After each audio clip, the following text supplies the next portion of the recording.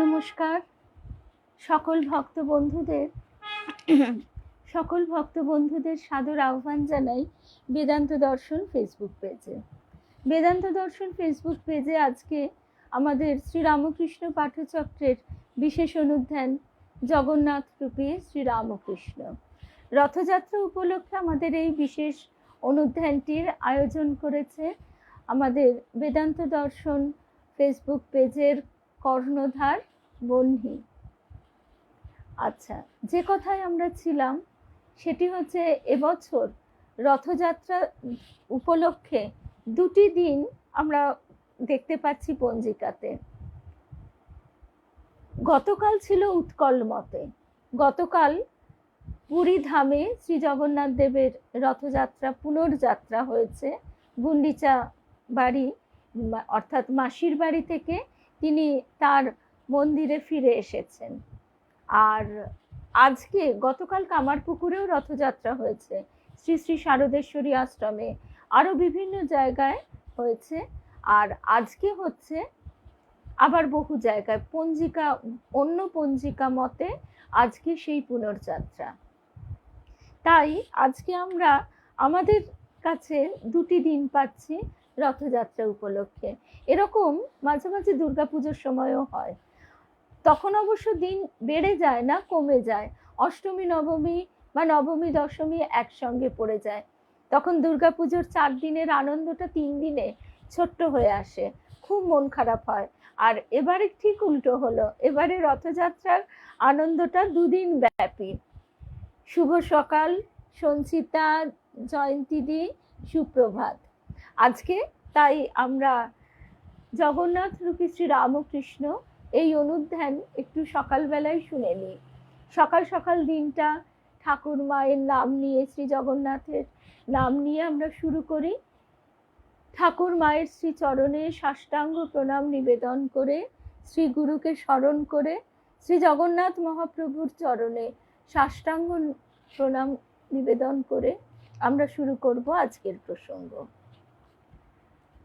গতকাল শ্রী শ্রী শারদেশ্বরী আশ্রমে আমরা কয়েকজন ভক্ত বন্ধু পাঠচক্রের আর আরও অনেক ভক্ত বন্ধুরা সমবেত হয়েছিলাম।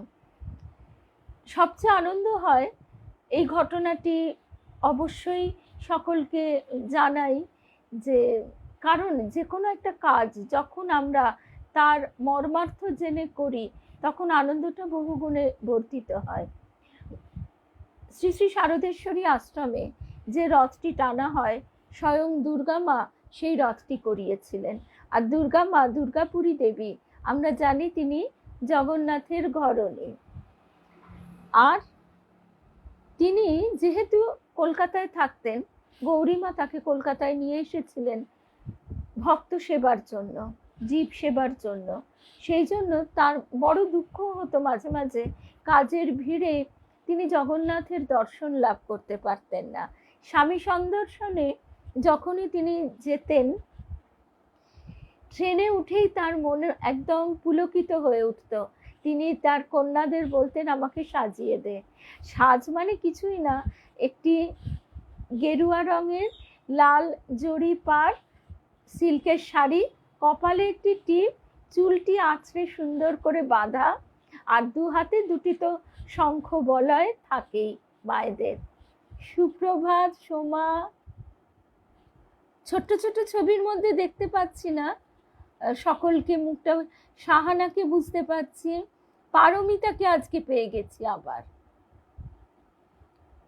পারমিতা, বসে আছি আজ শোনার জন্য, কোথাও যাইনি।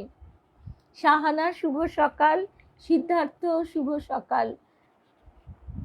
তো সেই দুর্গা মা, তিনি যেতে যেতে ট্রেনে, তখন রেলগাড়িটা চালু হয়ে গেছে, জগন্নাথের হরিনামে, জগন্নাথের নামে, কৃষ্ণ নামে এত মাতোয়ারা হয়ে উঠতেন যে সকল কন্যারা সেইভাবে হরিনাম করতে করতে শ্রীক্ষেত্রের উদ্দেশ্যে রওনা হতেন। ট্রেনের ভিতরটাই যেন এক অপূর্ব বৃন্দাবন ধামে পরিণত হতো। তারপরে বলরাম বাবুর বাড়ির কথা তো আমরা শুনবই। বলরাম বাবুর বাড়িতে ঠাকুর 100 বারেরও বেশি এসেছিলেন।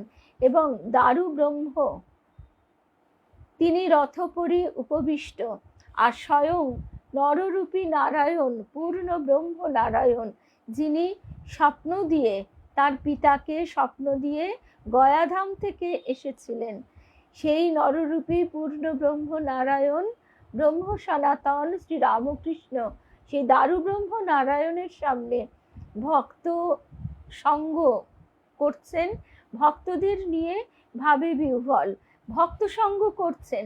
স্বয়ং জগন্নাথ তাকে কি বলছেন, জগন্নাথকে ভাবে আলিঙ্গন করতে গিয়ে যখন পা পিছলে পড়ে গিয়ে ঠাকুরের হাত ভেঙে গেল, তখন জগন্নাথ স্বয়ং বলছেন যে এখন তুমি নরদেহ ধারণ করেছ, এখন তোমার নরলীলা কালে তুমি ভক্ত সঙ্গে থাকো। তা এইভাবে আমরা একটু একটু করে উপলব্ধি করতে পারি যে ঠাকুর স্বয়ং জগন্নাথ। একটা জিনিস আমরা লক্ষ্য করলে বুঝতে পারি যে অবতার পুরুষের যখন আবির্ভাব হয় তখন কতজনই বা চিনতে পারে। শুভ সকাল মধুরিমা দি, সোমা, আমাদের খড়গপুরের সোমা, আজকে একেবারে পরিপূর্ণ আমাদের পাঠচক্র। যদিও জানি সকালবেলা খুব অসুবিধে হয় কাজকর্ম ফেলে। কালকে আমাদের বেবি মা সুচরিতা মা খুব সুন্দর একটা কথা বলছিলেন, কথাটা আমরা জানি, বুঝতেও পারি, কিন্তু মনের সবসময় রাখাটা কি যায়? কথাটা হচ্ছে এই যে আমরা ছুটে ছুটে আসি, তাইতে মা বলছেন দেখো সংসারে তোমাদের ঠাকুর কত কৃপা করেছেন বলে তোমরা এভাবে আসতে পারো। তখন আমি বলছি হ্যাঁ মা, এক এক সময় আমার দুঃখ হতো যে আমাদের না বাপের বাড়ি না শ্বশুর বাড়ি, সেরকম কোনো আত্মীয় স্বজনই নেই, কিন্তু আজকে বুঝতে পারি এই আত্মীয় স্বজনের বন্ধন থেকে ঠাকুরের অশেষ কৃপা মুক্ত করেছে। পিতা মাতা শ্বশুর শাশুড়ি ভাই বোন ননদ দেওর ইত্যাদি ইত্যাদি, এই যে একটা আমিত্ব দিয়ে ঘেরা পরিধি, সেই পরিধি থেকে তিনি মুক্ত করেছেন। ছোটবেলায় খুব ভাই বোন ইচ্ছে করত যে আমার বেশ অনেক ভাই বোন থাকবে, তা আজকে ঠাকুর সেটিও কৃপা করে পূর্ণ করেছেন। তা বেবিমা বলছেন যে তার কৃপাতেই সংসারের কর্ম কমে যায়, দায়িত্ব কমে যায়, তবে কি যাদের কর্ম দায়িত্ব তিনি দিয়েছেন সেটাও যেন মন প্রাণ দিয়ে সে সেটা পালন করে। কেন? সেই কর্ম করতে করতে কর্মবন্ধন কেটে যায়। ঠাকুর তিনি তো সংসারটা দিয়েছেন, সুতরাং সেই ভাব নিয়ে তারই সেবা করছি, এই ভাব নিয়ে যদি আমরা কাজ করি তাহলে দেখা যায় কাজটা সুন্দর হয় এবং তাড়াতাড়ি শেষও হয়ে যায়। এইভাবে আমাদের পথ চলা। তারপরে কালকে দীপিকাও এসেছিল, দীপিকা, সৌরভ, রীতাদি, বাঘা যতীনের রীতাদি, কেয়া, মহুয়া, পাঠচক্রের এই সকলের নাম জানো বলে আবার বললাম। আরও তাছাড়া তো সব ওখানে যেসব ভক্তরা নিয়মিত আসেন তারাও এসেছিলেন। তা এবারে আমরা মূল প্রসঙ্গে আসি। দাপর যুগে শ্রীকৃষ্ণ তিনি যখন তার স্থূল দেহ ত্যাগ করবেন তারও তো একটা পদ্ধতি চাই, সেটি নিয়তি নির্দিষ্ট। তিনি একদিন দ্বারকায় সমুদ্রের ধারে একটু জঙ্গল মতো, সেখানে গাছের ডালে পা ঝুলিয়ে বসে আছেন। শবররাজ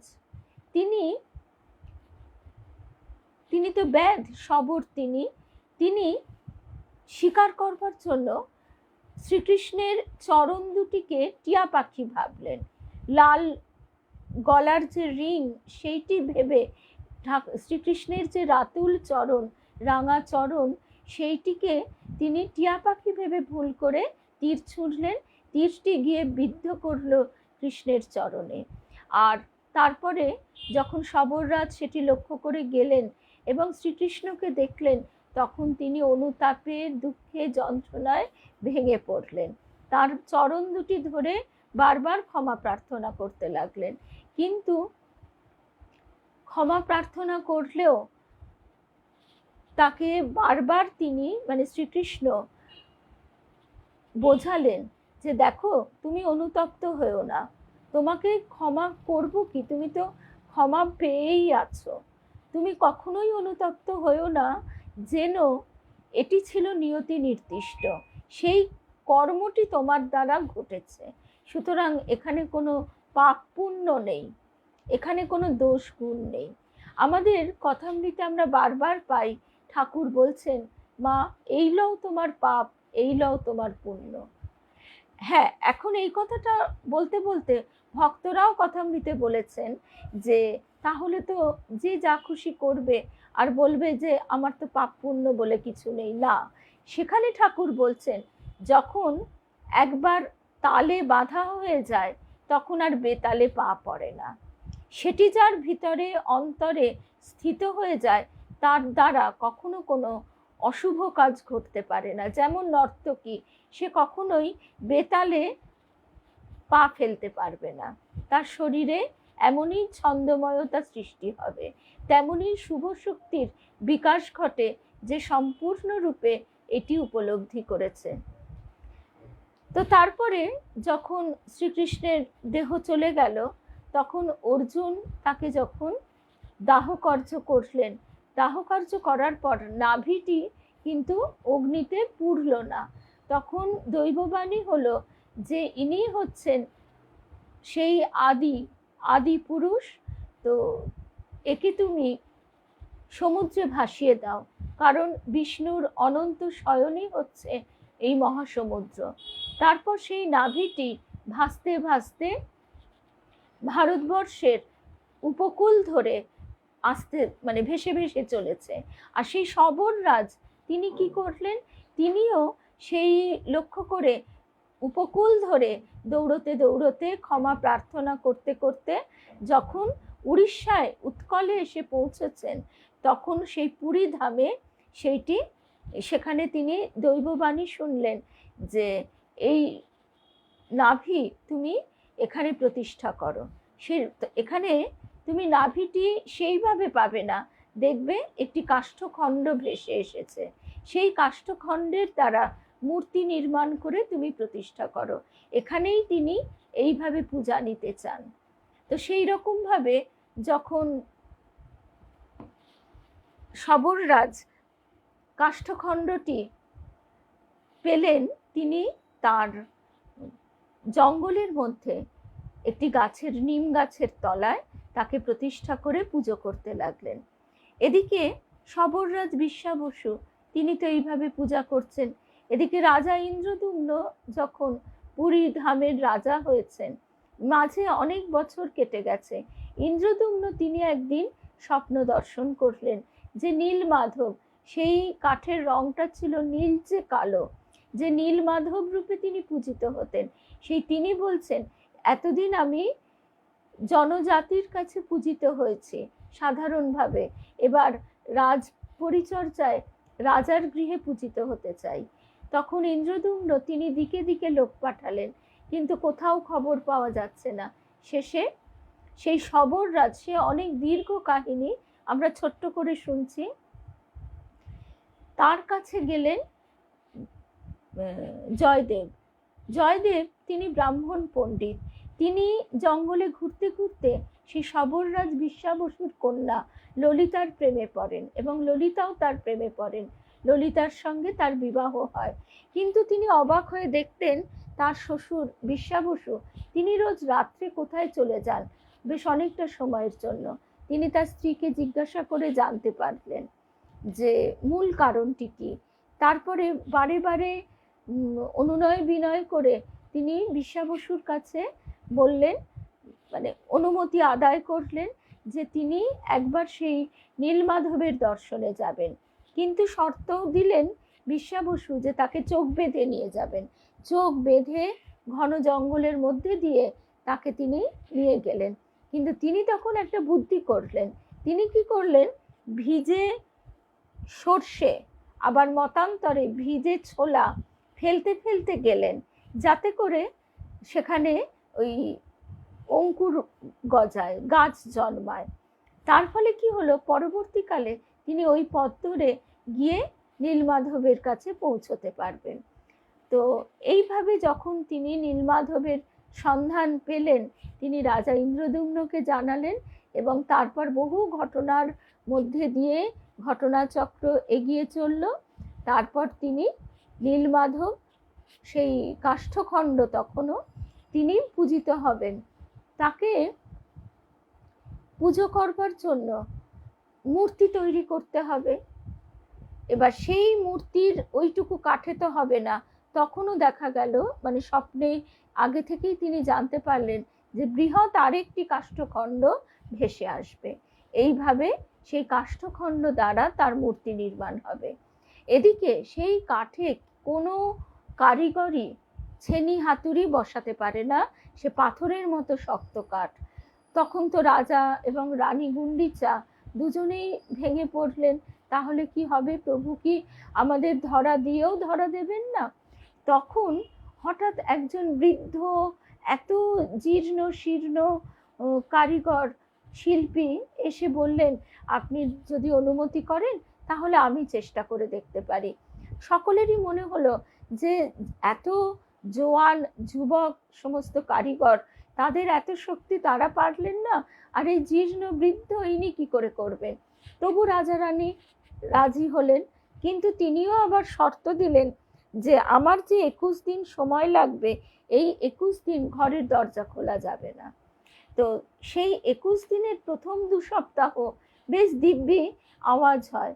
রানী কান পেতে সেই শব্দ শোনেন আর মনে মনে পুলকিত হন। তারপর 14 দিন পরে কান পেতে শুনতে গিয়ে আর কোনো আওয়াজ পাচ্ছেন না। তখন তিনি ভাবছেন যে তাহলে কি হলো, তার আর বাঁধ মানল না ধৈর্যের। তিনি দরজা খোলবার জন্য ব্যাকুল হলেন। তিনি আদেশ দিয়ে দরজাটা খুলে ফেললেন। খোলার পর দেখা গেল এই অর্ধ সমাপ্ত মূর্তি রয়েছে। আর দৈববাণী হলো যে আর তো তিনি তৈরি করবেন না, তার শর্তভঙ্গ হয়েছে। তখন রাজা আবার কেঁদে পড়লেন। আবারও দৈববাণী হলো যে না, তিনি এইভাবেই পূজিত হতে চান, এটাই নির্দিষ্ট। আর বলা হয় ওই শিল্পী, তিনি দেবশিল্পী বিশ্বকর্মা, তিনি সাধারণ কেউ নন। এবারে এই যে মূর্তির এইরকম বিগলিত রূপ, তারও একটি মানে ব্যাখ্যা আছে, বিশ্লেষণ আছে। যে একবার মা যশোদাকে কৃষ্ণের স্ত্রী সহধর্মিণী যারা, তারা ধরে বসলেন যে মা আপনি বলুন যে আমরা তো প্রভুর এত সেবা করি, কিন্তু মাঝে মাঝে প্রভুকে এত উদাস হয়ে যেতে দেখি, কেন? আমাদের কি কোনো অপরাধ ঘটে? তখন মা যশোদা বললেন, দেখো তোমাদের যদি সে কাহিনী বলি তাহলে তো ওরা আর দেহে থাকতে পারবে না, কৃষ্ণ বলরাম। তার থেকে এক কাজ করি, সুভদ্রাকে দরজার কাছে দাঁড় করিয়ে রাখি, তারা আসছে, মানে দাদারা আসছে জানলে সুভদ্রা খবর দেবে, আর আমরা আর তখন সেই বিষয়ে আলোচনা করব না। এদিকে সেই কৃষ্ণের বাল্যলীলা, যার মধ্যে রাসলীলা, বৃন্দাবনের প্রেমের লীলা সবই পড়ে, সেই সমস্ত কিছু মা যশোদা যখন বলছেন, সুভদ্রা সে শুনতে শুনতে একেবারে তন্ময় হয়ে গেছে। তার আর খেয়াল নেই যে মা তাকে বলেছেন যে দাদারা এলে খবর দিও। সেও বিগলিত প্রেমে ভালোবাসায়, আর দাদারা কখন পিছনে এসে দাঁড়িয়েছে সে টেরও পায়নি। কিন্তু মায়ের মন তো সাড়া পাবেই। মা হঠাৎ চুপ করে গেলেন, গিয়ে দেখেন যে 3 ভাই বোন প্রেমে বিগলিত রূপে এইভাবে দণ্ডায়মান। তা এই যে প্রেমে বিগলিত রূপ, এইটি কলিযুগের ভক্তদের কাছে তিনি নিজেকে প্রতিষ্ঠিত করেছেন এই রূপ দ্বারা। কারণ এই কলিযুগের পাপের ভাড়া পরিপূর্ণ, কিন্তু কলিযুগ যখন পৃথিবীর উপর প্রসার হতে চলেছেন, সেই সময় এসেছে কলিযুগ নিজেই ভীত সন্ত্রস্ত হয়ে নারায়ণকে বলছেন যে প্রভু আমাকে এমন হুকুম করছেন, কিন্তু আমি কি করে এই পৃথিবীর উপর, ধরিত্রীর উপর প্রভাব বিস্তার করব? আমি যদি প্রভাব বিস্তার করি, ধর্মাধর্ম বলে কিছু থাকবে না, নারীদের ওপর চরম অত্যাচার হবে, ভ্রূণ হত্যা হবে, হেন অন্যায় পাপ কাজ নেই যা হতে থাকবে, লোকে অধর্মকেই ধর্ম বলে জ্ঞান করবে। তখন নারায়ণ বললেন, কলি তুমি যাও, তোমার কোনো চিন্তা নেই, কারণ তোমার যুগে এই একটি বিরাট আশীর্বাদ রয়েছে তোমার উপর। সেই আশীর্বাদটি হলো এই যুগে যে দাঁড়িয়ে একবারও তার নাম হরিনাম করবে সে মুক্ত হয়ে যাবে। ঠাকুর বারবার বলতেন কলিতে নারদীয় ভক্তি। তা সেই জন্য আমরা দেখছি যে কলি যুগে অন্যান্য যুগের মতো ধর্ম লাভ করা একদিকে কিন্তু কঠিন নয়, যাগ যজ্ঞ তপস্যাদির অত প্রয়োজন হয় না। ঠাকুর বলছেন বাপের সম্পত্তি ছেলে ভোগ করে, অবতারের আগমন হচ্ছে, তাদেরকে ভালোবেসে মানুষ উত্তীর্ণ হয়ে যাচ্ছে। তা সেই ভগবানের যে অবতরণ ঘটছে, সেই অবতরণকালে তাকে কজন চিনতে পারছে, সেটাও একটা বিশেষ বিষয়। যে কলি মানে বিশেষ বিষয় এই কারণেই যে যে যুগে তিনি অবতীর্ণ হচ্ছেন সেই যুগের মানুষ যদি তাকে চিনতে পারেন, তবে আমরা বুঝতে পারি সেই যুগের মানুষের চিত্ত ততটা শুদ্ধ হয়েছে। কারণ শুদ্ধ চিত্তেই একমাত্র তাকে চেনা যায়, জানা যায়, বোঝা যায়। বিশ্বাস হলো তো হয়েই গেল, মা বলছেন। তা সেই চিত্তশুদ্ধির ঘটনাটি আমরা দেখছি ক্ষেত্র প্রস্তুত। ঠাকুর যখন অবতীর্ণ হলেন তখন সেই ক্ষেত্র কতটুকুই বা প্রস্তুত ছিল, কজনই বা চিনেছিল? যাগযজ্ঞ তপস্যাদির দ্বারা কি না, চিনেছিল চিনু শাকারি, শুধু ভালোবেসে। এই জন্য এই কলিযুগের এইটি হচ্ছে মাহাত্ম্য, যে তাকে যদি কেউ ভালোবাসতে পারে, স্বার্থহীনভাবে প্রাণ দিয়ে অহৈতুকী প্রেমে ডুবে যেতে পারে, তাহলে সে তাকে লাভ করে। তা ঠাকুর যখন অবতীর্ণ হলেন তিনি তার পিতাকে জানিয়ে দিলেন, মাতাকে জানিয়ে দিলেন, তাদের বহু দিব্য দর্শন হলো, কিন্তু তবুও ওই যে বৈষ্ণবী মায়া দ্বারা তাদের চক্ষু আবৃত, তাই তারা কিন্তু পরবর্তীকালে সেই যেন পার্থিব শিশু সন্তান তেমন করেই তারা আগলাতেন ঠাকুরকে। আর ঠাকুর জগতের কাছে নিজেকে প্রকাশ করলেন ভক্তরূপে। আমরা তাই প্রথমে তার সেই ভক্তরূপটি দেখি, পরবর্তী সময়ে তিনি তার স্বরূপ একটু একটু করে প্রকাশ করেছেন। এবার সেই কথায় আমরা আসব। ঠাকুর তার সঙ্গে সঙ্গে এটিও বলে দিয়েছেন ভক্ত ভগবান ভাগবত, তিন এক, তিনটি এক জ্যোতির রেখা স্পর্শ করে গেল। তাই এইভাবে কলিতে তার যে অবতরণ, তিনি যে স্বয়ং শ্রী জগন্নাথ, একথা ঠাকুর শ্রীমুখেও বারবার বলেছেন। দক্ষিণেশ্বরে থাকাকালীন নিত্য স্নানান্তে জগন্নাথের আটকে মহাপ্রসাদ তিনি একটু একটু খেতেন, ভক্তদেরও তাই খেতে বলতেন। এই প্রসাদ গুণ সম্পর্কে তার বিখ্যাত উক্তি, এতে দেহ মন শুদ্ধ হয়। একবার শুনলেন মাস্টারমশাই যাবেন জগন্নাথ দর্শনে, ঠাকুর তখন তাকে শিখিয়ে দিচ্ছেন কেমন করে বিগ্রহ দর্শন করতে হয়। বলে দিলেন, তুমি জগন্নাথকে আলিঙ্গন করবে। এদিকে মাস্টারমশাই ভাবছেন জগন্নাথ দর্শনে গিয়ে যে এখন তো আলিঙ্গনের সময় নয়, তাহলে কি হবে? চণ্ডীতে বলা হচ্ছে বুদ্ধি রূপেণ সংস্থিতা, তিনি বুদ্ধি রূপে আমাদের অন্তরে স্থিত রয়েছেন।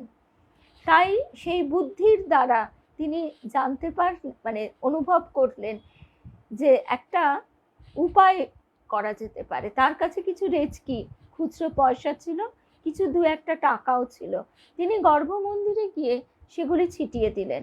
আর পাণ্ডারা, যারা কিন্তু তার নিত্য সেবা করে, কিন্তু তারা লোভ থেকে মুক্ত হতে পারেনি, তারা ওইগুলি কুড়োবার জন্যে হৈ হৈ করে কুড়োতে লাগলো।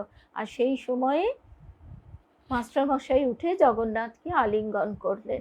কিছুক্ষণ পরে তারা সজাগ হয়ে হৈ হৈ করে উঠতেই তিনি ফস করে নেবে গিয়ে, মাস্টারমশাই নিজেই বলছেন, ফস করে নেবে গিয়ে প্রদক্ষিণ করতে লাগলাম। অন্ধকারের মধ্যে কেউ আর টের পেল না। অর্থাৎ শুধু সেবা করলেই হয় না, পান্ডারা তো নিত্য সেবা করছে, চাই অহৈতুকী প্রেম। তারপর সেখান থেকে ফেরবার পর মাস্টারমশাইকে স্বয়ং ঠাকুর প্রত্যালিঙ্গন করলেন। কেন? আলিঙ্গন কখনো একতরফা হয় না, আলিঙ্গন হচ্ছে পরস্পর পরস্পরকে আবেষ্টন করা।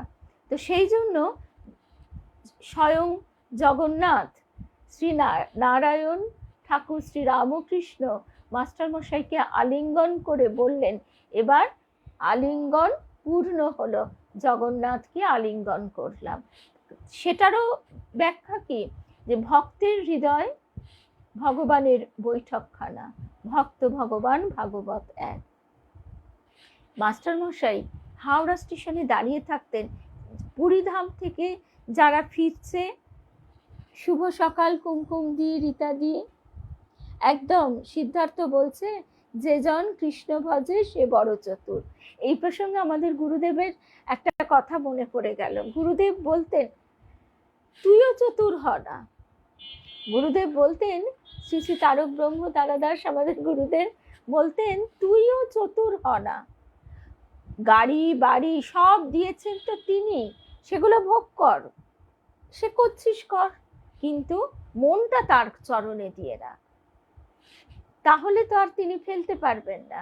কালকে বেবি মা সুচরিতা মাও এইটি বলছিলেন, সংসারে তিনি কাজ দিয়েছেন, কাজ করো, কিন্তু সেই কাজের মধ্যে মনটা তো আর কাজ করছে না, মনটা তাতে দিয়ে রাখো, তিনিই আস্তে আস্তে সব কাজ কমিয়ে দেবেন।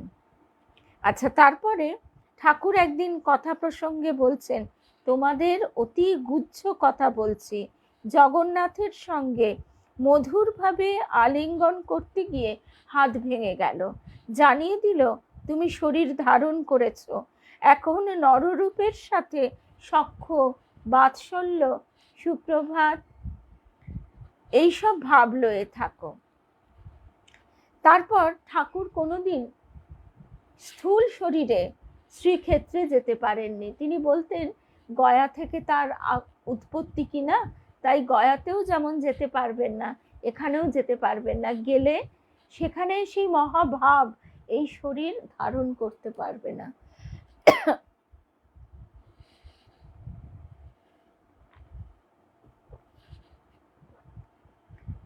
কন্যার মৃত্যুর পর মনমোহন মিত্র সস্ত্রীক পুরীধামে যান।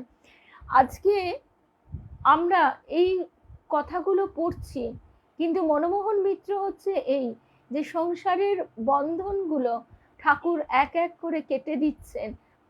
কন্যা চলে গেল, সন্তান শোক মানুষের পৃথিবীতে সবচেয়ে বড় শোক। তখন তিনি পুরীধামে সস্ত্রীক গেলেন, সেখানে বিসূচিকা রোগে স্ত্রীরও মৃত্যু হলো। তিনি কিন্তু একটুও ভেঙে পড়লেন না, তিনি জগন্নাথকে বললেন, প্রভু তুমি আমার শেষ মায়াবন্ধনটুকুও কেটে দিলে, তোমার চরণে আমাকে স্থান দাও। এবার সস্ত্রীক যখন পুরীধামে পৌঁছেছেন মনমোহন মিত্র, তখন স্ত্রীকে নিয়ে ধুলা পায়ে সরাসরি জগন্নাথের দর্শনে মন্দিরে প্রবেশ করেছেন। প্রবেশ করে তিনি জগন্নাথ দেবের মূর্তির পরিবর্তে দেখছেন ঠাকুরের মূর্তি, শ্রীরামকৃষ্ণ দেবের মূর্তি। যতবার ভালো করে দেখবার চেষ্টা করছেন, ততবারই শ্রীরামকৃষ্ণ দেবের মূর্তি তার নয়নগোচর হচ্ছে। তখন তিনি উচ্চৈস্বরে বলে উঠলেন, জয় জগন্নাথ রামকৃষ্ণ রূপধারী, জয় জগন্নাথ শ্রীরামকৃষ্ণ রূপধারী। স্বামী তুরীয়ানন্দজি হরি মহারাজ স্বাস্থ্যোন্নতির জন্য তিনি 1911 আর 1913 সালে পুরীধামে যান। সেখানে একদিন তিনি জগন্নাথের দর্শনে গেছেন দিনের বেলা। অরুণ স্তম্ভের পাশ দিয়ে মন্দিরের সিঁড়িতে উঠছেন, সিংহ দরজা দিয়ে। এমন সময় দেখছেন সিঁড়ির অন্য পাশ দিয়ে ঠাকুর তীর বেগে নেমে আসছেন, পরনে সাধারণ জামা কাপড় আর গলায় ফুলের মালা দুলছে। তিনি এতদিন পরে ঠাকুরকে দর্শন করে আনন্দে আবেগে আপ্লুত হয়ে তাড়াতাড়ি গিয়ে ঠাকুরকে প্রণাম করলেন। প্রণাম করে মাথা তুলতেই আর ঠাকুরকে দেখতে পেলেন না। কিন্তু ওই যে মালাটি তিনি দেখেছিলেন, সেই মালাটি যখন গর্ভমন্দিরে প্রবেশ করলেন, দেখছেন জগন্নাথের গলায় সেই মালাটিই দুলছে। হরি মহারাজ বলতেন, জগন্নাথ দেবী রামকৃষ্ণ রূপে অবতীর্ণ, সেই জন্য ঠাকুর পুরীতে যেতেন না এবং বলতেন পুরীতে গেলে তার শরীর ত্যাগ হবে। তারপর লক্ষ্মী দিদি, ঠাকুরের ভ্রাতুষ্পুত্রী ভাইজি, ভক্ত বিপিনের সঙ্গে জগন্নাথ দর্শনে গেছেন। পথে ঠাকুরের জন্য মন খারাপ হলো। তারপর জগন্নাথ মন্দিরে গিয়ে দেখেন গর্ভ মন্দিরে ঘরের ভেতর দক্ষিণ দিকে ঠাকুর একটি বেঞ্চের ওপর বসে আছেন। লক্ষ্মী দিদি ঠাকুরকে দেখে আনন্দিত হয়ে বললেন, আমার খুব দুঃখ হয়েছিল যে খুড়োমশাই জগন্নাথ দেখতে পেলেন না। ঠাকুর তখন লক্ষ্মী দিদিকে বলছেন, আমি জগন্নাথের কাছেই আছি, তুই এত ভাবছিস কেনে? তুই এত ভাবছিলি বলেই আমি সাক্ষাৎ তোকে দর্শন দিলাম। আরেক দিন লক্ষ্মী দিদি মন্দিরে ঠাকুরকে দেখতে পাচ্ছেন না, তাই খুব দুঃখ হচ্ছে। জগন্নাথ তখন তাকে বলছেন, দুঃখ করো না, আমি যে তোমার শ্রী রামকৃষ্ণ সে। মা, শ্রী শ্রী মা পুরীধামে গেছেন, তিনি ঠাকুরের ছবিটি আঁচলে করে নিয়ে গেছেন জগন্নাথ দর্শন করানোর জন্য। এইবার তিনি দেখছেন, মাও নিজ মুখে বলছেন যে স্বয়ং পুরুষ সিংহ রাজাধিরাজ তিনি বসে আছেন সিংহাসনের উপরে, আর মা তার দাসী হয়ে তার পদসেবা করছেন। তা এখন প্রশ্ন হলো, যিনি আদ্যাশক্তি মহামায়া, তিনি কার দাসী হতে পারেন? আদ্যাশক্তি মহামায়া শ্রী শ্রী মা, তিনি একমাত্র সেই জগৎ কারণ, জগতের নাথেরই পদসংবাহন করতে পারেন।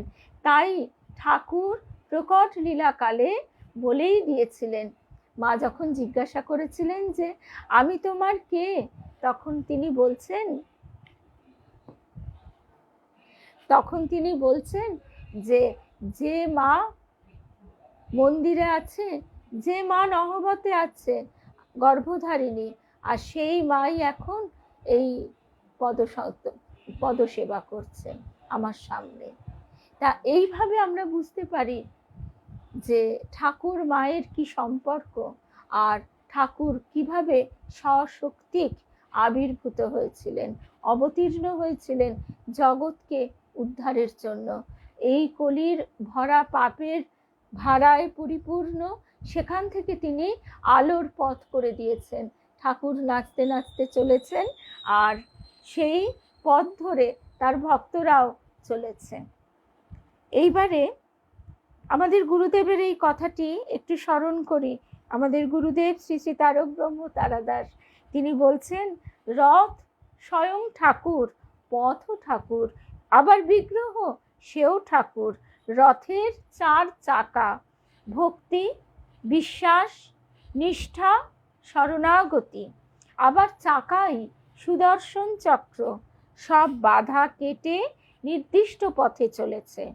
তার শক্তির বিকাশ ঘটছে, প্রতিটি ভক্ত অন্তরে সাড়া পাচ্ছে। তাকে শুধু ভালোবেসে আপন করে নাও। তিনি যে প্রেমের কাঙাল, তাকে যদি সত্যি সত্যি প্রেম দিতে পারো তবে সবই হবে। সেই প্রেমে থাকবে না কোনো খাদ, স্বার্থপরতার লেশ। তুমি আমার সব নিয়ে পুরোপুরি তোমার করে নাও। এই যে আমরা দেখলাম মাস্টারমশাই তিনি শুধু ভালোবাসতেই চেয়েছিলেন, তাই তিনি সেই ভালোবাসাও পেয়েছেন। আর যারা পার্থিব ফল চায়, টাকা পয়সা, লাউ কুমড়ো ফল, তারা কাড়াকাড়ি করছে এই কতগুলো টাকা পয়সার জন্য।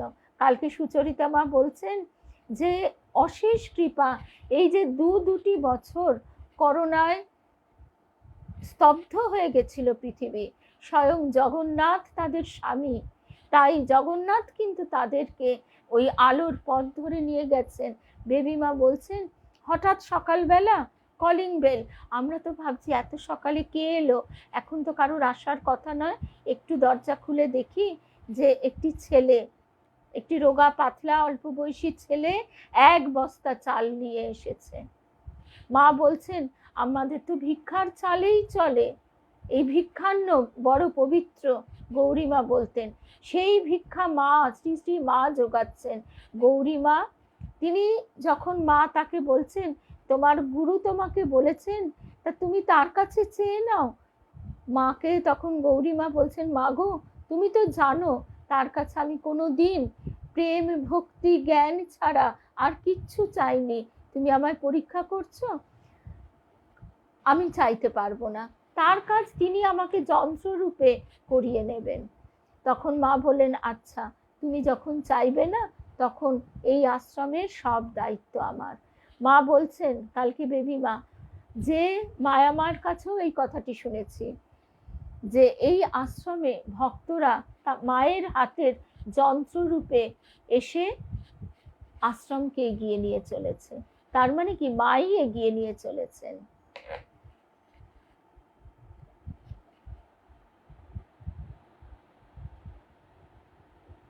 জয় রাম কৃষ্ণ, জয় রাম কৃষ্ণ। এই সমস্তই তারই পূর্ব নির্ধারিত এবং উদ্যোক্তা ওই যে বললাম আমাদের বন্ধু। আচ্ছা এবারে পরম পূজনীয় নিশীথ মহারাজজির একটি নিবন্ধ থেকে ছোট্ট একটি অংশ শুনব। স্বামী প্রিয়ব্রতানন্দজি মহারাজ বেলুড়ে, যাকে আমরা ফেসবুকে নিশীথ মহারাজ নামেই চিনি। মহারাজজি লিখছেন অষ্টাদশ পুরাণের স্কন্দ পুরাণে উৎকল খণ্ডে শ্রী শ্রী জগন্নাথ দেবের ও শ্রী শ্রী জগন্নাথ ক্ষেত্রের, যাকে বলা হয় পুরুষোত্তম ক্ষেত্র, তার বিস্তারিত বিবরণ আছে। আষাঢ় মাসে পুষ্যা নক্ষত্রযুক্ত শুক্লা দ্বিতীয়া তিথিতেই শ্রী শ্রী জগন্নাথ দেবের রথযাত্রার বিধি। আর প্রায় 1 মাস আগে জ্যৈষ্ঠ মাসের পূর্ণিমা তিথিতে শ্রী শ্রী জগন্নাথ দেবের স্নান যাত্রা উৎসব হয়। সুপ্রভাত সকল ভক্ত বন্ধুদের। রথযাত্রা উপলক্ষে লক্ষ লক্ষ মানুষ পুরী ধামে এসে শ্রী শ্রী জগন্নাথ দেবের বন্দনা করে থাকেন। এই প্রসঙ্গে আবার আর একটা কথাও মনে পড়ে গেল। এই সময়ে দান করা বিশেষ বিশেষ পুণ্য কাজ বলা হয়। এই রথের সময়, এই রথের সময় যদি কেউ কিছু দান করে তা বহু গুণে বর্ধিত হয়ে ফিরে আসে। এমনিতেই বলা হয় যে আমরা তো দিতে পারি না, যদি আমরা নিজেকে নিঃশেষ করে দিই তা বহু গুণে পরিপূর্ণ হয়ে ফিরে আসে। সেই রবি ঠাকুরের কৃপণ কবিতার কথাটা নিশ্চয়ই মনে পড়ছে যে তিনি ওই একটি কণা দিয়েছিলেন, এসে দেখলেন সেই কণাটি সোনায় পরিণত হয়েছে। তখন তার মনে হলো যে আমি নিজেকে উজাড় করে দিইনি। ঠিক তাই আমরাও নিজেকে উজাড় করে দিতে পারি না, যতটুকু পারি ততটাই উত্তীর্ণ হয়ে যাই। আর এই দান করার ক্ষেত্রেও আবার একটা বিষয় আছে, একটা গল্প আছে। সেই গল্পটা কিরকম দান, দান ধর্মের ভয়ে যে দেওয়া তা কিন্তু দান নয়। যে কারণে যুধিষ্ঠিরও তো দান ধ্যান করতেন, তাকে কি সেই দানির মানে মর্যাদায় ভূষিত করা হয়? হয় না, তাকে ধার্মিক বলা হয়। আর কর্ণকে বলা হয় মহাদানী। কেন? অদ্ভুত সুন্দর গল্পটা এরকম যে যজ্ঞ হবে, যজ্ঞের জন্য চন্দন কাঠের প্রয়োজন।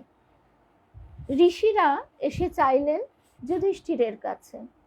যুধিষ্ঠির সঙ্গে সঙ্গে নির্দেশ দিলেন যে যাও, যে চন্দন কাঠের বন আছে সেখান থেকে তাদের যতটা প্রয়োজন কেটে দিয়ে দাও। দেওয়া হলো, কিন্তু তখন বর্ষাকাল, সেই চন্দন কাঠ ভিজে, সেই ভিজে কাঠে তো আর যজ্ঞ হবে না। তখন তারা দেখলেন যে কি উপায়, যুধিষ্ঠির স্বীকারও করলেন তাই তো, কি হবে, কি উপায়। তখন তারা গেলেন কর্ণের কাছে, তাকে দানবীর বলা হয়। তার কাছে যাওয়া মাত্র তিনি এই ঘটনাটি শুনলেন এবং শুনে তিনিও স্বীকৃত হলেন, তাই তো এই ভিজে কাঠে তো যজ্ঞ হবে না, তাহলে কি করা যায়। সঙ্গে সঙ্গে তিনি কি করলেন, তিনি তার বাড়ির দরজা জানলাগুলি কেটে কেটে দিয়ে দিলেন এবং বললেন এগুলি অতি উত্তম চন্দন কাষ্ঠ দ্বারা নির্মিত, আপনারা এইগুলি নিয়ে গিয়ে আপনাদের যজ্ঞ সমাপন করুন।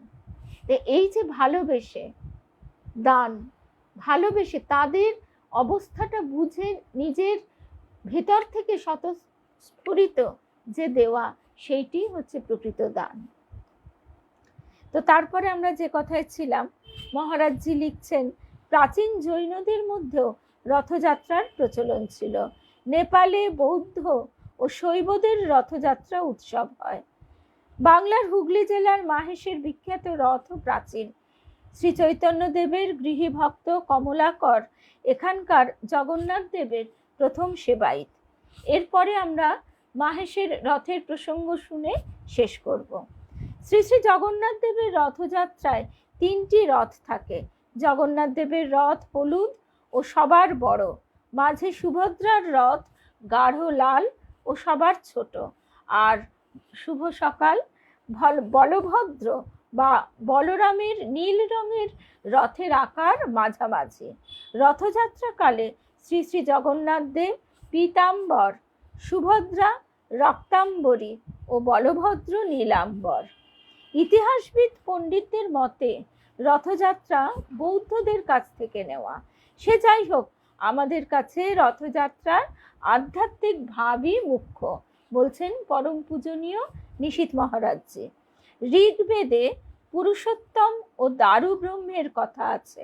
কঠোপনিষদের প্রথম অধ্যায়ের 3য় বল্লীর 3য় মন্ত্রে রথ শব্দের উল্লেখ আছে।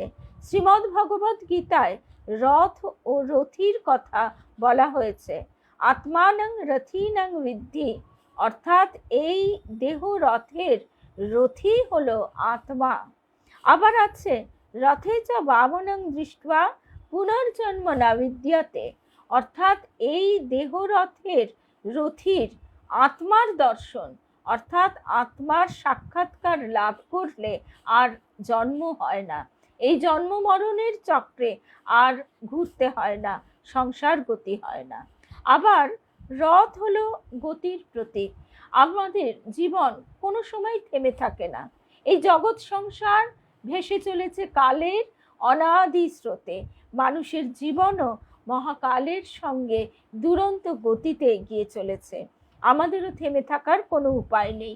গতিই জীবন। সেই জীবন যেন সুন্দর ও শুদ্ধ হয়।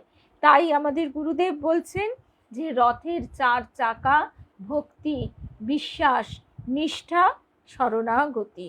আবার সুদর্শন চক্র সব বাধা কেটে নির্দিষ্ট পথে চলেছে। কি অপূর্ব উপমার দ্বারা আমরা এগুলি বুঝতে পারছি। প্রতীক এবং উপমা। ঠাকুরও বলছেন, ঠাকুর শ্রী রামকৃষ্ণ, এই যে জাতিভেদ, আমরা জানি যে জগন্নাথের রথযাত্রায় কোনো জাতিভেদ নেই। স্বামী তুরীয়ানন্দ তিনি একদিন ওরকম পুরী ধামে রয়েছেন, আর ধর্মযাজকরা, খ্রিস্টান ধর্মযাজকরা মন্দিরের সামনে উচ্চৈস্বরে যিশুর ভজনা করছে। তো তখন স্বামী তুরীয়ানন্দ না শশী মহারাজ, স্বামী তুরীয়ানন্দই, একটু যদি ভুল হয় তো ক্ষমা করবেন, তো ঠাকুরের অন্যতম প্রধান পার্ষদ স্বামী তুরীয়ানন্দ, তা তিনি তুরীয়ানন্দ, তিনি তখন সেই ধর্মযাজকরা উচ্চৈস্বরে যিশুর নাম কীর্তন করছে, তা পান্ডারা তাতে একটু বিব্রত বোধ করছে।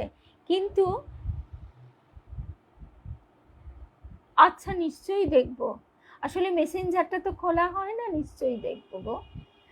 আর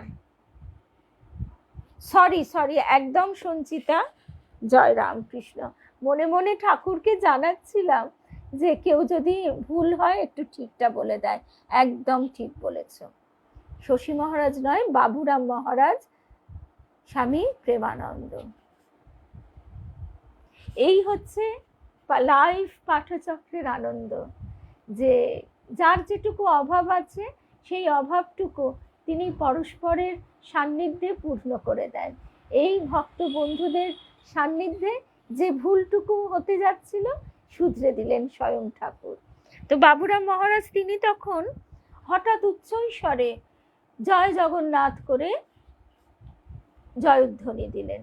তাতে পাণ্ডারা যারা বিব্রত বোধ করছিলেন তারা উদ্দীপ্ত উৎসাহিত হয়ে জগন্নাথের জয়ধ্বনি দিতে লাগলো। তারপর সেই জায়গাটা ছত্রভঙ্গ হয়ে গেল, খ্রিস্টান যাজকেরাও চলে গেলেন। রাত্রিবেলা মহারাজজি স্বপ্ন দেখছেন, ঠাকুর দর্শন দিয়ে বলছেন, কিরে ও তুই কি করলি? ওরা তো আমারই নাম করছিল। ঠাকুর যে স্বয়ং যিশু, কারণ কি তিনি জগতের নাথ। জগতের নাথ যখন যে রূপে যেভাবে খুশি প্রকাশিত হতে পারেন, ঠাকুর বলছেন রাজা ছদ্মবেশে তার রাজ্যপাটে ঘুরে বেড়ায়, তিনি যখন যেরকম রূপ ধারণ করে জীব কল্যাণের জন্য আবির্ভূত হয়েছেন, সেই মূল তো একই জগন্নাথ।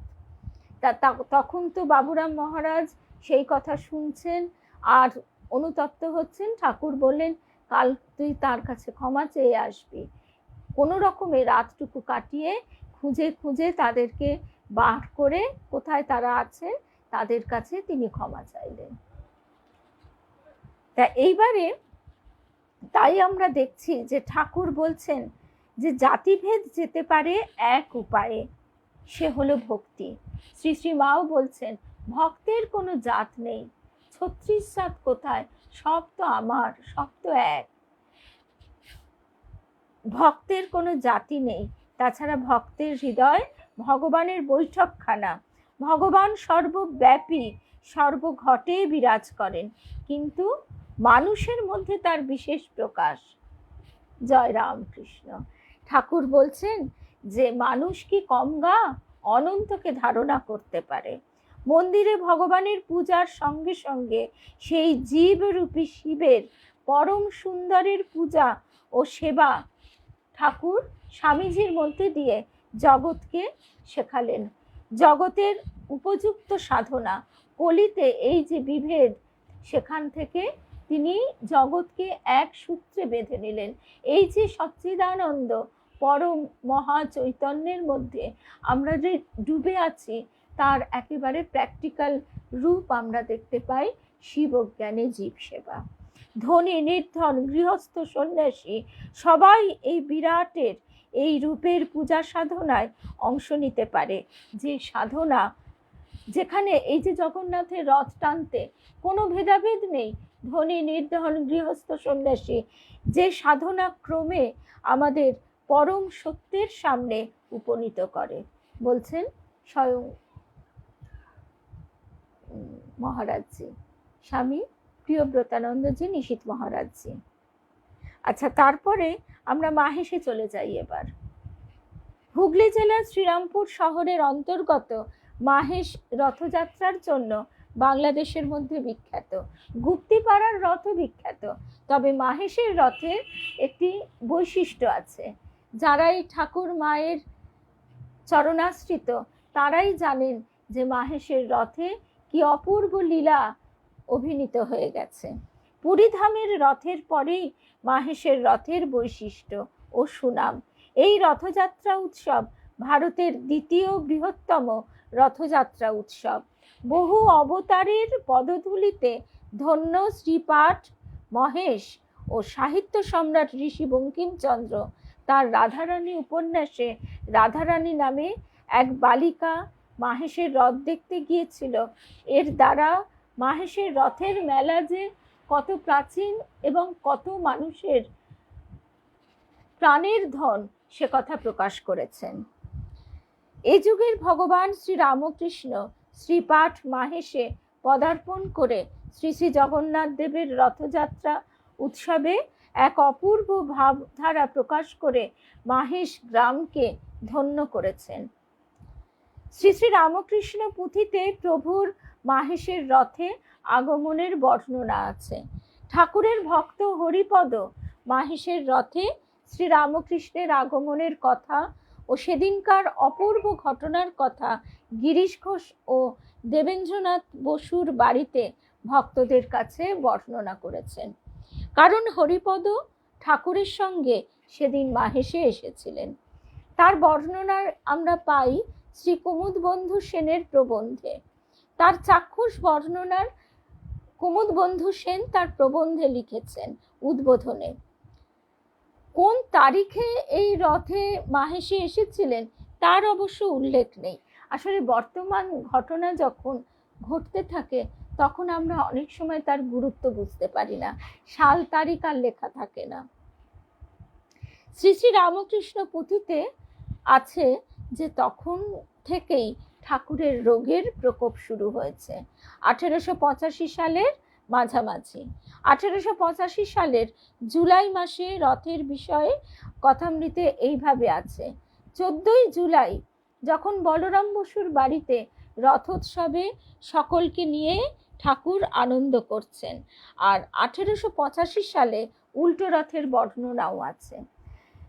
1885 সালে সোজা রথের দিন ঠাকুর মাহেশে রথে এসেছেন। পুথিকার লিখছেন, মহেশ নামেতে গ্রাম, গঙ্গাকুলে স্থিতি, অনেক লোকের বাস, নানাবিধ জাতি। এই মহাভাগবত বসু বলরাম, তার পূর্বপুরুষ দিগের কীর্তি মহাধাম। সুন্দর মন্দিরে জগন্নাথের মূরতি, ভোগরাগ সহ হয় সেবা নীতি নীতি। বিশেষ আষাঢ়ে মহাসমারোহ হয়, বৃহৎ কাঠের রথ উচ্চ অতিশয়। তবে তখন কাঠের রথ ছিল এবং ঠাকুর যখন এসেছেন তখন সেই কাঠের রথই দর্শন করেছেন। পরবর্তীকালে কাষ্ঠ নির্মিত রথটি দগ্ধ হয়ে ভস্মীভূত হলে কৃষ্ণচন্দ্র বসু মহাশয় একটি লৌহ নির্মিত রথ নির্মাণ করে দেন। মাহেশে জিটি রোডের ওপর সারা বছর রথটি দাঁড়ানো থাকে আর এই সময় সুন্দর করে সাজানো হয়। লৌহ নির্মিত রথটিতে কিভাবে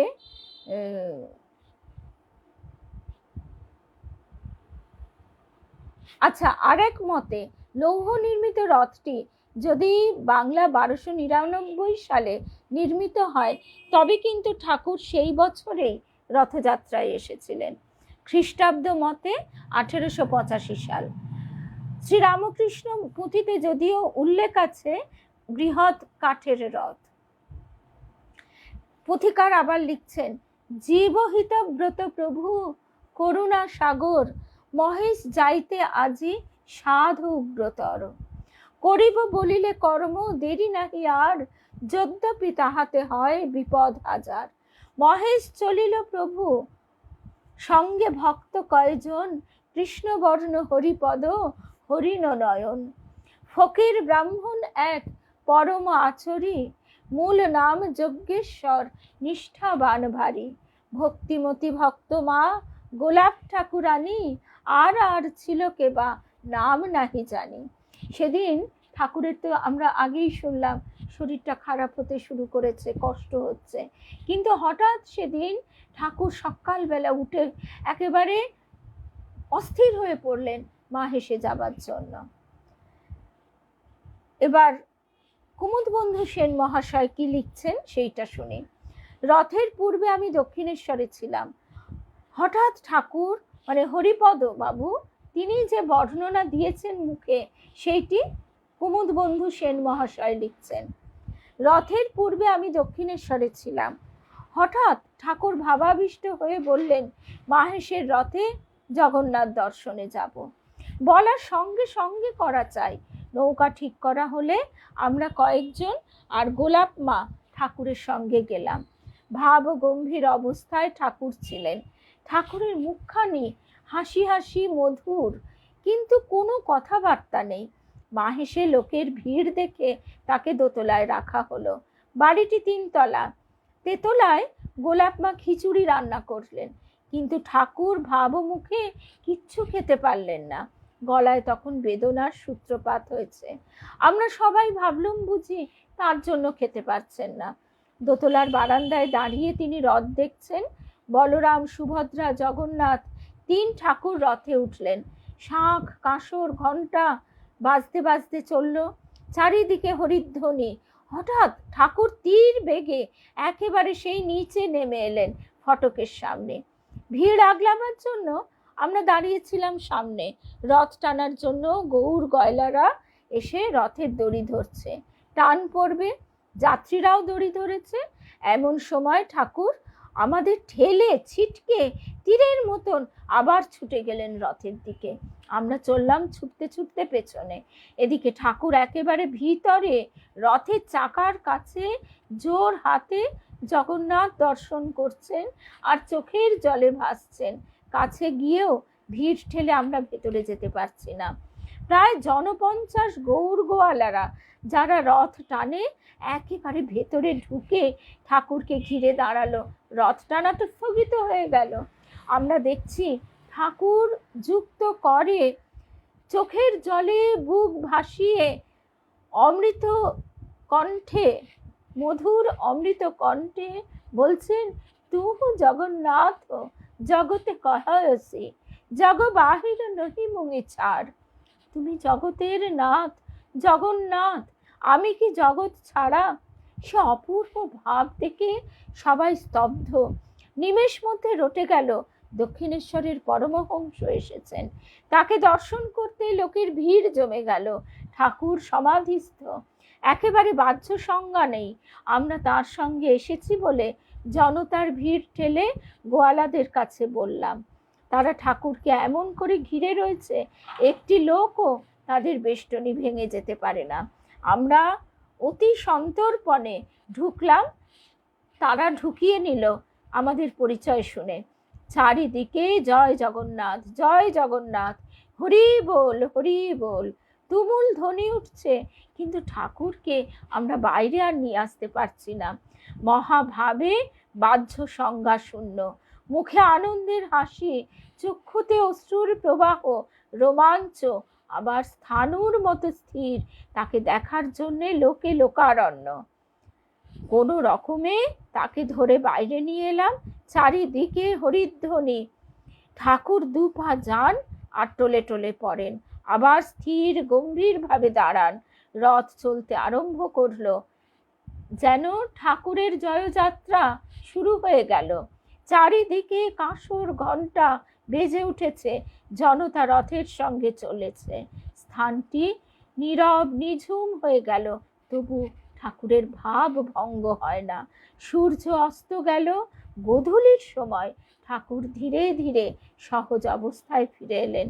আমরা তাকে ধরে ধরে নৌকায় বসালাম। সেদিন দক্ষিণেশ্বরে ফিরে আসতে রাত হয়ে গেছিল।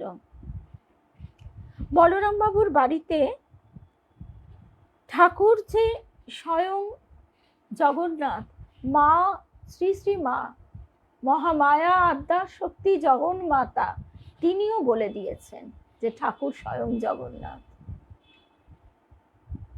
বলরাম বাবুর বাড়িতে ভিড়ে ভিড়াক্কার। মা ঘরের ভিতর থেকে দেখছেন বারান্দায় রথ টানা হচ্ছে। মায়ের মুখ আবেশে বিহ্বল। হঠাৎ মা আস্তে আস্তে বললেন, সবাই তো আর যেতে পারে না, এখানে দর্শন করলেই হবে। আরেকটি ঘটনা, এইটি আজকে আমাদের শেষ কথা না, তার আগে আরেকটি কথাও শুনে নি।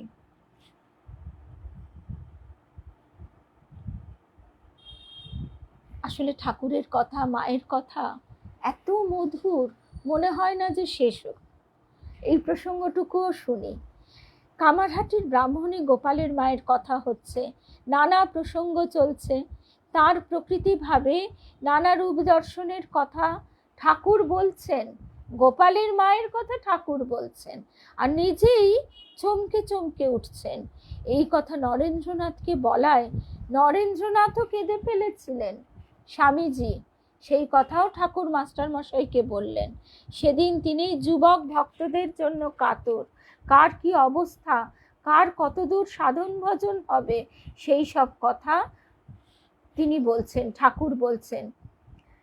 হঠাৎ মাস্টার মশাইকে বলছেন, আচ্ছা এমন ছোকরাদের মতন আর কি ছোকরা আছে?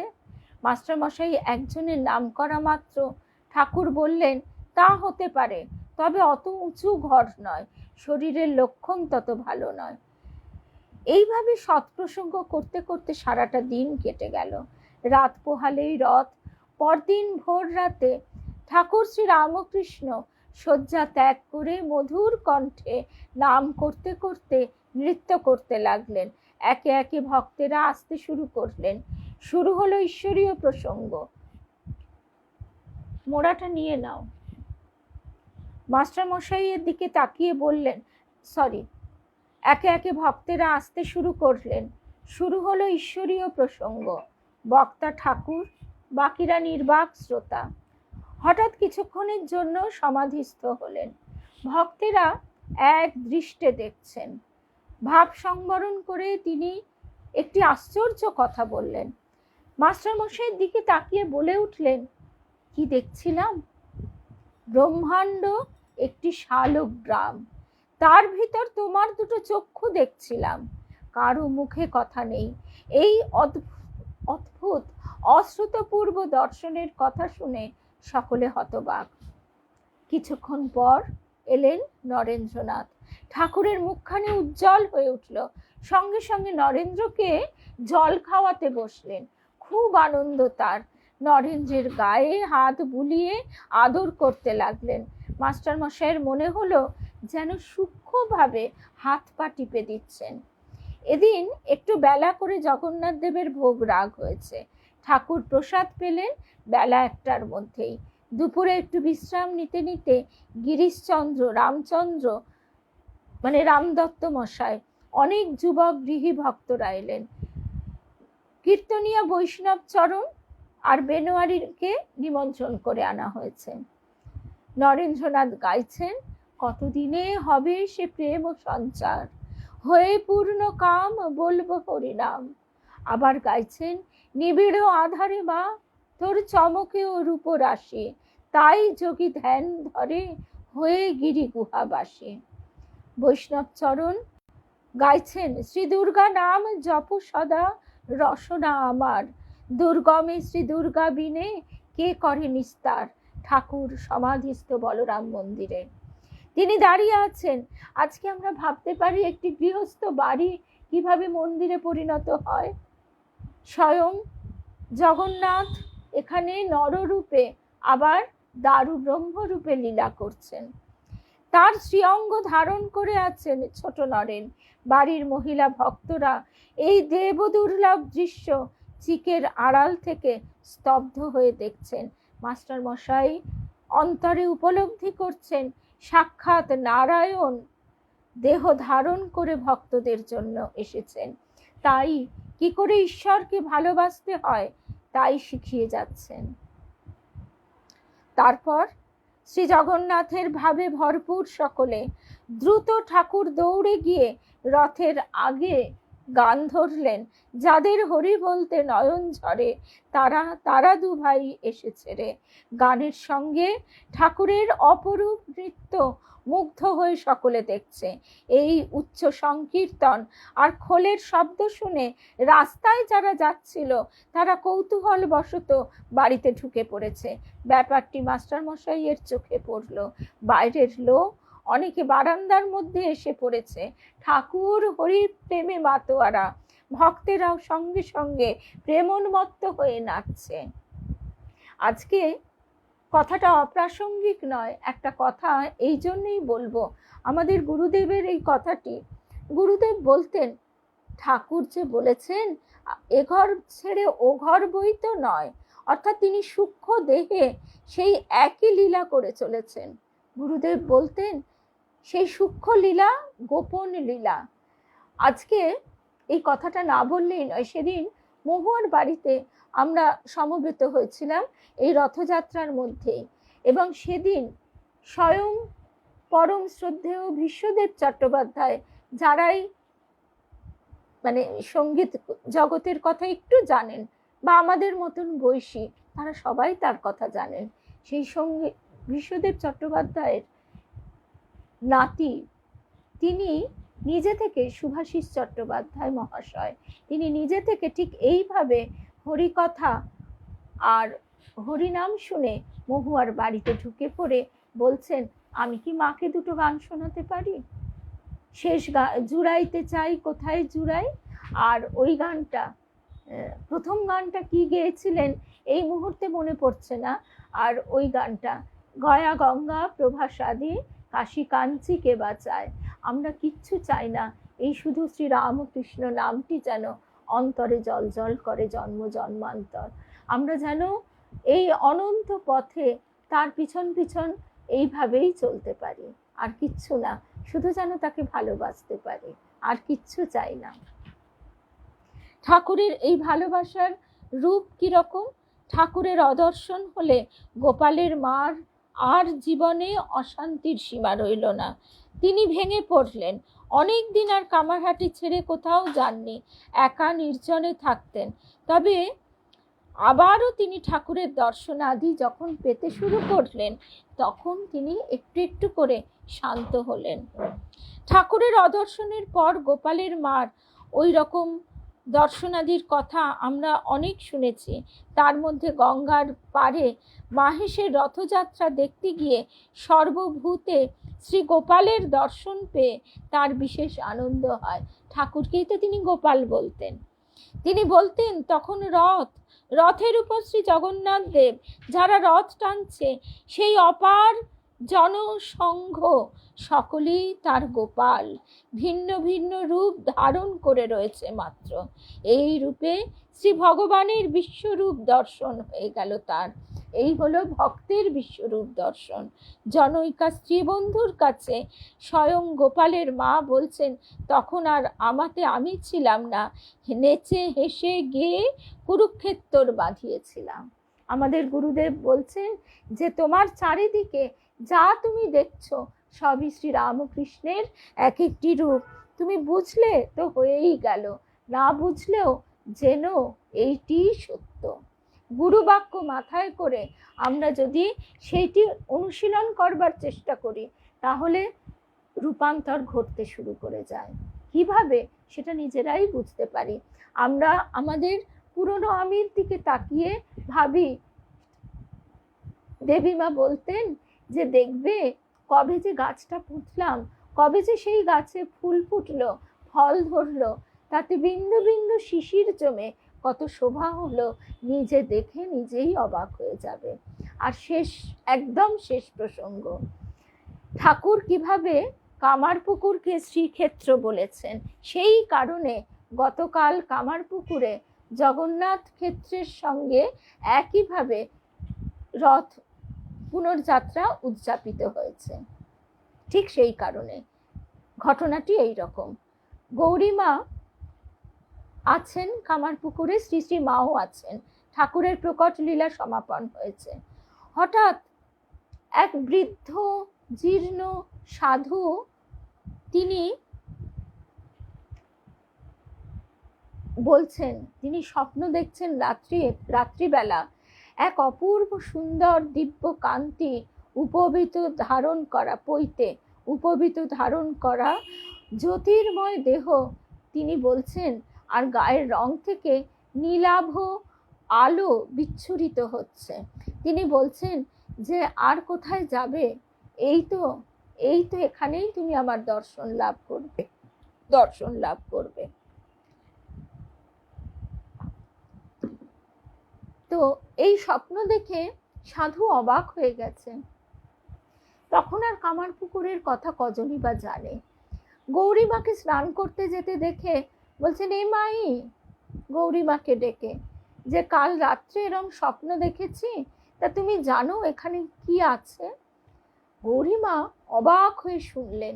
শুনে বলছেন যে বাবা, তুমি আর কোথাও যেও না, এখানে এক সাধু মাই আছেন, তিনি তোমাকে সব বলবেন। বলে তাড়াতাড়ি মায়ের কাছে এসে, শ্রী শ্রী মায়ের কাছে এসে গৌরীমা বলছেন, মা, ও মা, শুনছো তোমার কর্তা কি কাণ্ড করেছে? মা তাড়াতাড়ি লজ্জিতা নববধূটির মতন হেসে বলছেন, কি হয়েছে গৌরদাসী? আসলে গৌরী মায়ের সঙ্গে মায়ের সম্পর্কটি ছিল কখনো সখী, কখনো কন্যা, কখনো ভক্ত ভগবানের। তো তখন মাকে গৌরীমা সব খুলে বললেন। মা চুপ করে বললেন, নিস্তব্ধ হয়ে গম্ভীরভাবে, তুমি তাকে নিয়ে এসো। তখন সেই সাধুকে গৌরীমা নিয়ে এলেন। মা তাকে পুজো করে, মানে ঠাকুরের পুজো করে, রঘুবীরের পুজো করে তাকে প্রসাদ দিলেন।